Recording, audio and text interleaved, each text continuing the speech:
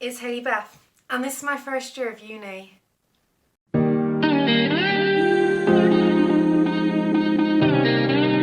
and welcome back to my channel. For all you newbies, my name is Hayley Beth, and for anyone who's returning, hey, how are you? So today I am going to be talking about my first year at uni. So I am a first year, or I've just finished my first year studying journalism at the University of Gloucestershire. So a bit of a backstory. I never thought I could go to university. I never had belief in myself, and I feel like others didn't believe in me either. I also never really knew what I wanted to do. So I just went into the world of work and I ended up in a dead-end job, aka an assistant manager in a betting shop. Yeah. Not everyone's dream career, obviously. But then I kind of realised what I love to do in life, and I realised what I was good at in just general, like I'm actually good at writing. Why don't I pursue a career in writing things of some sort? You know? So journalism was the degree I decided to do. Yeah. So I guess that's the backstory of how I got to uni. I am also classed as an independent student, so I get the highest band of finance, which is why I was able to actually go to uni. It hasn't been cheap, it's been very, very expensive, and I have had to work my butt off outside of uni to be able to afford life, I guess you could say. But yeah, so I guess we should probably get into it. I think this might be a little bit of a longer one, so get yourself a cup of tea. I've got my crystal water to keep me going, get some snacks, and yeah. I guess this video, if you're about to start uni maybe, or you've just finished your first year at uni, let me know what you're doing. Like, if you are going to uni, what you're going to study. If you have just finished your first year, how did it go? Let me know in the comments. But yeah, I guess we should probably just get on with it then. So I've already said where I was sort of studying and everything, but the journey to uni. So I am actually from Gloucester originally. I'm now living over in Cheltenham for study, but before I came to uni I had to stay with a friend in Wales for a couple of weeks because I just didn't have anywhere else to live. Housing, I had to leave, the house I was in, I had to leave a little earlier, for circumstances out of my control. And luckily my friend is a student at the uni too. He's actually just finished his second year. So we drove here, and I actually cried the entire way here. I was so scared. I was terrified to start uni actually, and I can just remember going over that bridge and realising I was back in England, and like, it was the start of a new chapter, and it was scary, it was terrifying. Like, what if I didn't like anyone? What if nobody liked me? What if I didn't get on with my housemates? Or what if I didn't find any friends on my course? I was terrified. The other thing I was terrified was failure. I had taken 4 years out of education and I was scared of failing, and I have been terrified all year of failing. I haven't, I don't think. I'm still waiting on a few results, but yeah, it wasn't even like I was like, it was just tears going down my face the entire way. In fact, I don't think my friend actually realised until we got out the car at the storage unit, and he was just like, "You're not okay, are you?" Like, so yeah, that happened. It took me quite a while to unpack as well. I didn't settle easy. Adapting to university life was really hard for me. I think I've been so used to living alone, even though in house shares I lived with like up to 5 people at a time. I was still living my own life on my own. But coming to uni, you are kind of thrust into a group of other people, and you're living with these people. Everything you do is with these people. I was kind of lucky. I'm on a ground floor flat, so I've got a couple of less people in my flat than the other floors, and we've got a much bigger communal area, so you've still got your space. But it was difficult adapting. For the first couple of weeks I wouldn't cook unless I was on my own in the kitchen, which meant I didn't eat much, and it isn't healthy. It really isn't. But yeah, it was hard. It was really, really hard. I spent a lot of the time hidden away in my room. I didn't want to interact with people. Just interacting with people on my course was exhausting. I remember the first day of induction week, and I was meant to be going shopping with a friend afterwards, and I just couldn't. I just needed to be on my own. I was exhausted. My anxiety was like rocketing, and it was horrible. I just came home and cried. And yeah, it was really, really hard. I think because of where I hid away quite a lot at the start, it then caused me to be then left out later on in the year when it came to going out for meals or nights out and stuff, because I hadn't had that initial interaction with my housemates. Yeah, we got on to a certain extent, but I wouldn't say we were best of buddies, you know, and it got to the point a lot of time where I'd come home from uni and then suddenly see on social media they'd all gone out for lunch, or they were all going out for food, or they'd all gone down the pub together. And I know I have my part to blame in this because I hid myself away, and if you don't want to interact, people won't interact with you. And what I would say, if anyone ever becomes in my situation, that just try your hardest to go out into the kitchen, into the communal areas, and just chill out with your housemates and talk to them, because you don't want to be pushed to the sidelines like I felt like I was to a certain extent. And it is because I just couldn't cope at the time and I hid away. Yeah. If you notice, I'm looking down quite a lot. I have my notebook here with all my notes of things I want to cover in this video. But what I discovered from all of that was that living in halls was not the right decision for me. Yeah, I think I should have just gone straight into student housing. I'm glad I haven't though, because I would never have ended up with the group I'm going to end up with next year, because they are such a great bunch. I can't wait to live with them. I think because I was excluded from everything because of my own actions at the start, and my anxiety needed our own space, I didn't feel like I was wanted in this flat, if that makes sense. There were a lot of instances where I would wake up in the morning and I'd find a baking tray outside my room, because you don't always have to wash a baking tray, and I'd accidentally left it on the side. Or after the Christmas meal, I didn't actually take part in the Christmas meal because I was just so exhausted from work. I had a lot going on around Christmas time. Christmas time's never an easy time for me, so I just stayed hidden away. I woke up the next morning to find my cutlery hurled at the corridor, because apparently it was in the way when they were cleaning. And I felt very much on the outside. Yeah, I didn't want to live here. I used to avoid coming home in first semester.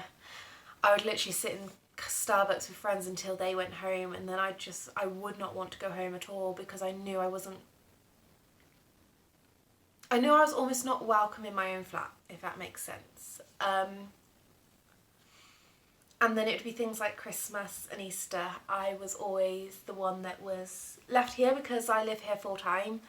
I don't have somewhere else to go when it's not term time. And a lot of the time the kitchen was left in a mess.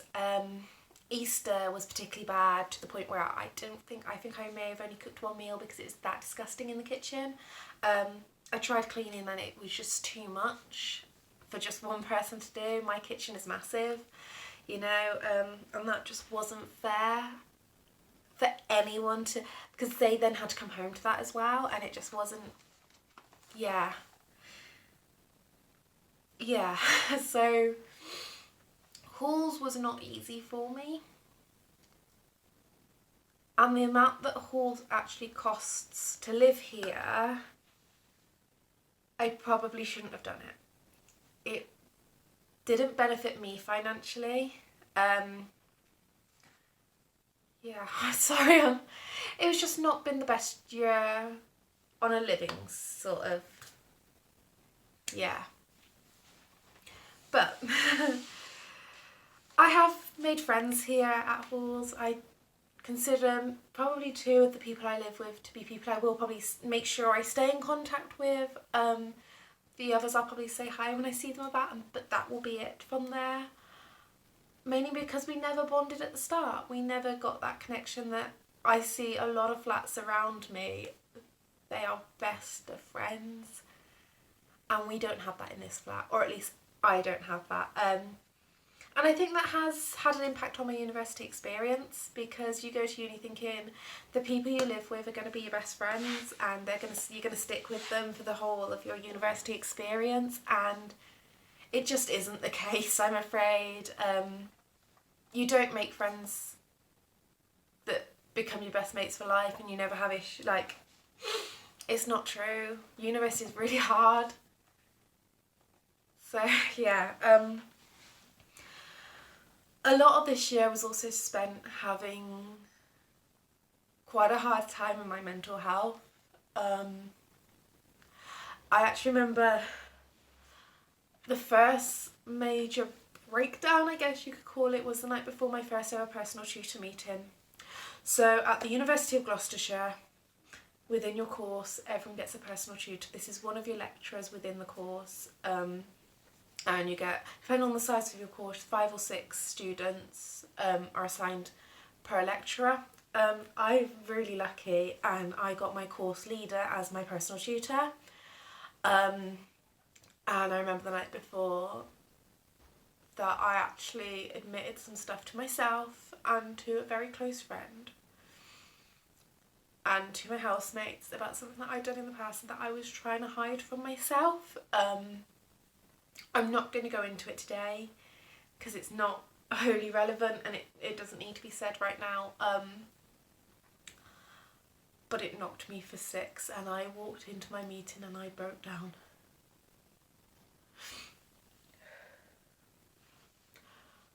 I just couldn't cope anymore, and I finally admitted I needed help, and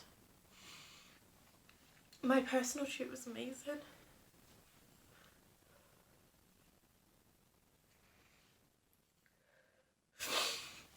Unfortunately, I was supposed to be getting CBT, which is cognitive behavioural therapy, and it never happened.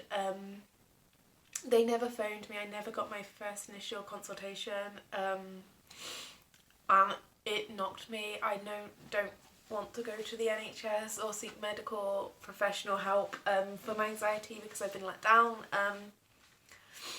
But my personal tutor has been there every step, every breakdown. Every time I need someone to talk to about anything, like I just have to send him an email and he is there. And that definitely helped this year. Definitely. It hasn't been easy. I'd have to say it's probably the second worst mental health year I've ever had. And that's saying a lot because I spent a lot of the time really struggling with my anxiety. I'd go through phases where I wasn't sleeping because of it. The stress caused me not to eat again, and it's really not been easy. Oh God, no. But I struggled so much that at Christmas I genuinely did want to drop out.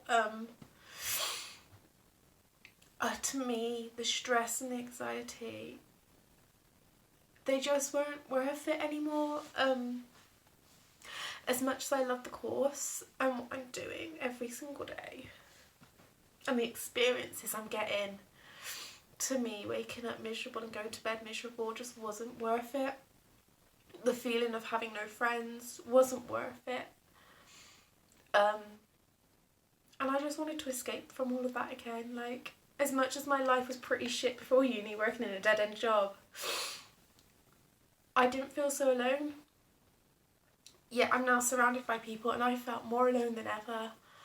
And I didn't tell anyone. I wouldn't dare tell my course leader, my personal tutor, because it would have broken them, I feel like. And I just kept going. And here I am at the end, you know, the end of first year, and I'm sure these feelings will come back, and I will feel that way again, because when it's worth it, it ain't easy, is it, I guess. But yeah, God, I'm a mess already. But yeah, talking of feeling alone and friends, you see everyone around with these big groups of friends. They're in their clubs and their societies, and again, this wasn't something I feel like I was able to achieve. I did join one society, but I didn't contribute at all, I'm going to say. I felt like, you see the societies and they encourage each other, they're constantly meeting up, they're doing socials of some sort of another. It doesn't need to necessarily be drinking, it would just be going out and doing something for the day, or there was none of that. I didn't feel like the society wanted to exist, and it didn't motivate me so much to do anything towards that society, purely because if the president doesn't even seem to want to be there, why should I? It sounds really, really bad. It was a journalism-based society. It was the uni newspaper, which is just really a blog that gets updated when members of the society feel like writing. So there's no real encouragement. There weren't regular meetings. In fact, between Christmas and last week, as of when I'm filming, I think we only really heard from anyone right at the end, which is not very encouraging. You kind of forget it exists, to be completely honest. I don't know if that's because it was solely run by third years, and obviously they're trying to do their dissertations and final projects, and they got all their exams and stuff, but it didn't feel like a society that wanted to exist. And because of that, I feel like I didn't broaden my friendship range, if that makes sense. My friends are basically the ones I study with, which is great, don't get me wrong, but sometimes you want more interaction with other people in your life. But again, with friends, I found a group right at the start, and I kind of knew a couple of the people in this group before, because we're all locals, we're all from Gloucester. And they're a great group. I love them to pieces, I really do, and they know who they are. But at the same time, I still feel on the outside, and that again is just my anxiety. But there's one friend in particular who isn't a local, and I feel like I really underappreciated her for the majority of the year. It wasn't until recently where I realised how much of a friend she actually is, and I felt really bad for that. And I regret it, because university would have, like the first year of uni would have been so much fun if I hadn't like overlooked her as such a great friend that she actually is, and she has genuinely been there for me all the time. And I think what I'm trying to say is, like, although I didn't get that big group of friends you're meant to get at uni who stick with you for life, I've got my best mates, and I'm happy with them. Like, I love them to pieces, you know, and I wouldn't have been able to do uni without them. It really wouldn't have. And I hope that they feel appreciated by me, I guess. Yeah. But away from all the personal rubbish, there's lectures and assessments. And so for journalism, it is quite a lecture heavy course. We were in 5 days a week at the start, and then that dropped down to 4 days a week. So we were in Monday to Friday every single day, pretty much, with 1 or 2 lectures a day. They were great. It's a great mix of lecture theatre style lectures and real practical hands-on, using the equipment and getting out there and doing stuff. And the majority of them I absolutely adored. There's one lecture in particular, Journalism in Context, which is basically the theories of journalism, and it's all about theories and thoughts rather than hard, solid facts. And I didn't like that one because the lecturer bored me. But you can't love everyone and everyone's teaching style, of course. He was an academic, not a journalism practitioner, so majority of our lecturers are actually real life journalists who still work in the real world, which is amazing. it really is like what my video lecturer directs Countryfile on occasion, and you know, my course leader has been editor of so many local newspapers. He's a bit of a legend in local newsrooms. Whenever we go to Gloucestershire Live, they love him, they adore him, like, and he knows every single one of them. It's brilliant, and they all have a story to tell. My radio lecturer, who unfortunately will not continue teaching us for the rest of our time at the university, he is leaving, had so many stories, like, and so many experiences, and it makes the career that you're hoping to go into seem much more real. So much more real, because they are there in front of you telling you about a time in the radio studio and they were doing the bulletin and such happened, and it's amazing, really, you know? Or yeah, and I just, getting back into lessons and taking notes, it felt easy because I was enjoying it, I guess. When it came to assessments, that's where I had issues. Obviously I have anxiety and depression, so if a deadline kind of came at the same time when I was having a meltdowny downtime week, it wasn't good. I think the one assessment I really struggled with was the context essay. The only essay I've had to do all year, and I don't think I'd ever written an essay before, and I left it to the last minute. I was doing all-nighters for an entire week, basically. I told work I'm not coming in. I have this essay to do and it's not going to be fun. And I just about scraped pass on it. Like, and the feedback I got from the lecturer was, it read as an editorial, this is not an essay. It was quite demoralising, really. I knew I hadn't done good, but it really knocked me because I was so out of my comfort zone, like so out of my comfort zone. But with the other assessments, I've been able to do things I never really expected I would do. So one of my video assessments, I actually went to a store and filmed the owner talking about her store and what it's been like to be an independent seller on a dying high street, you know. Didn't really get the story across that I wanted in such a way, but I was still really proud with what I created at the end of it, you know. For my coursework for my exam module for video, I filmed a friend who has done so many amazing things and learned so many things about her that I didn't know. Yeah, like with my writing, my news reporting module, I went out and actually spoke to real people and got real stories. I never thought I'd have the confidence to approach the director of a charity or get in contact with the head honchos of the Gloucester Bid, you know? And with news reporting as well, I never thought I'd be able to write about something so raw and so hard for me to write about like I did, and I think I've done good. As of the point where I'm filming this, I don't actually have a result. That comes in 2 days.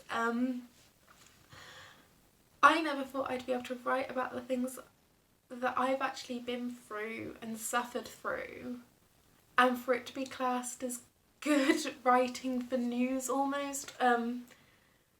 I've learned how to write, believe it or not. Like, I've learnt that to do journalism you don't have to be typically great at English, because I am not. I've learnt so much that I wouldn't think I'd be capable of learning in a year. I've done radio bulletins, I've created packages of which are like mini podcasts, I guess you could call them. I've done so much, and I look back and I'm like, 9 months ago I didn't even know how a radio studio, well, I didn't know what a radio studio looked like, let alone be able to go in there and use it on my own and be confident in using it on my own. And I think that's the most amazing thing. 9 months is all it's taken to learn all this stuff. Like what am I going to learn next year and the year after, and then every year of my career? It's, even if traditional journalism isn't where I want to end up, I have learned so many things, and I am so proud of myself for learning those things, I guess you could say. So yeah, then obviously with assessments comes exams, and exams have never been my forte. So this year I had 2 exams. I had a video editing exam and I had a media law exam. Now these weren't your typical exams. So my media law exam was actually done on a computer program, and my lecturer actually marked them and then sends them off to be a second marked.